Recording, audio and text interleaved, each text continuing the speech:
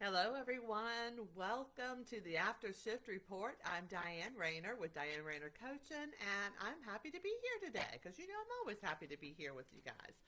Now, today, I have a just kind of a I think it's an interesting topic. I said it was the power of the intention of the word what if. Well, let me tell you a little story behind what if. Back in 2017, I was in a year long um, coaching program, and we were assigned accountability partners. And here I am in North Carolina. My partner was in Los Angeles, so we were quite the distance. But we still to this day remain to be good friends.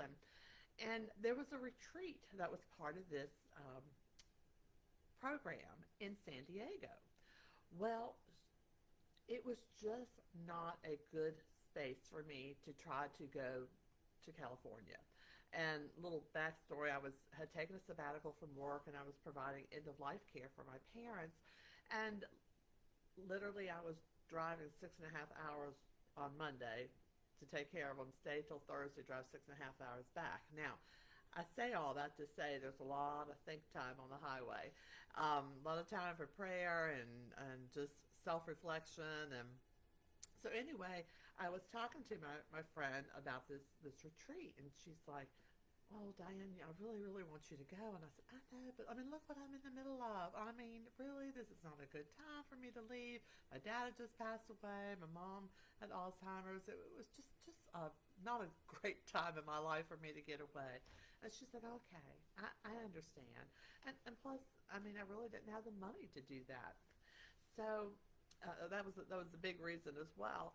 So she left the conversation with, "Can I just ask you to think about something?" She says, "Would you just consider what if it was possible for you to come to the retreat?"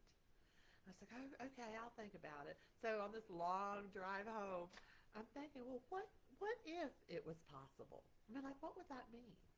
Well, oh my gosh, I would get to meet Sarah. I would get to meet the other women that were in this program. Plus, there was all the training that we had going on that would be so fun. And it would be my first trip to the West Coast. And I would get to experience that. And a plane ride. I love to fly. And so I was like, can you see as I'm talking about it, kind of like, ooh, I'm getting kind of excited about it. Well, my energy level went up. And when that happens, then you raise your vibration to that of what it is you're trying to obtain or achieve.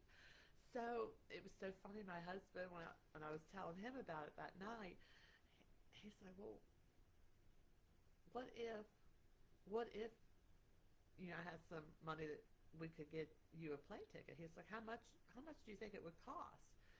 And I'm gonna tell you what do you think I could get a nonstop flight from North Carolina to San Diego for $325? I did. And I was sharing a room with two other girls, so that cut that expense. And I was able to go. So it lends us to think about, well, what else is possible when we just open ourselves to that? And how does I mean, I had a limiting belief. I'm like, oh, I don't have enough money. Oh, I don't deserve to go. I don't need to be taking my time right now. My mom still needs me, which I just shifted my days a little bit, so I still was there every week with her.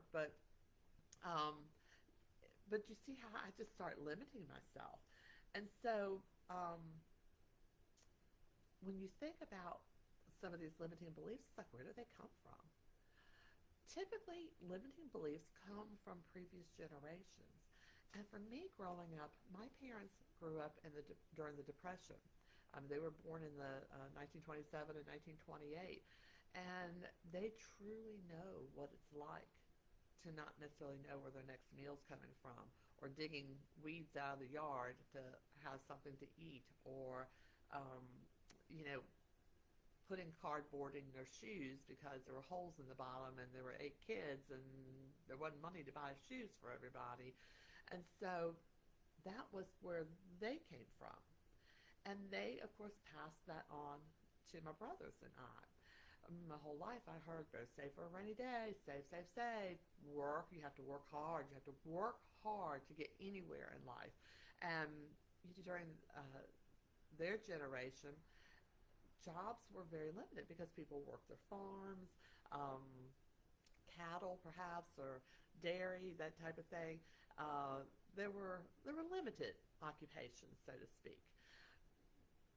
So, me becoming a nurse was like, that was, of course, the nurse had been around for a long time, but that was really a big deal. And so, it was like, you're going to have to work really hard to make this work. We just don't know how it's going to go. And it was always a little pessimism on the end. So that in turn led me to always be kind of guarded with my decisions. Well, gosh, that's so much fun. Oh, I can't do that. Um, we don't do that in our household. We just can't.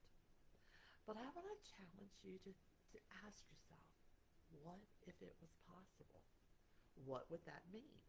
So, whether it's maybe a new business you're wanting to start, a trip to San Diego you're wanting to go to visit, others, I want to lose weight. So, what would it mean? What if it was possible to lose weight? What would that mean? And see if that doesn't help shift you into that energy, and just each day just sit with, what if that was possible? What if that was possible? What would that mean for my life? How would I show up differently?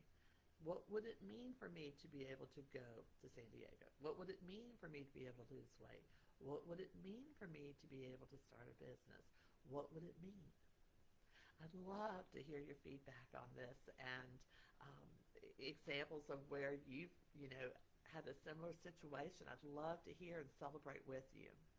So that's the thought I'm leaving you with today, and I will see you next week. Have a great day.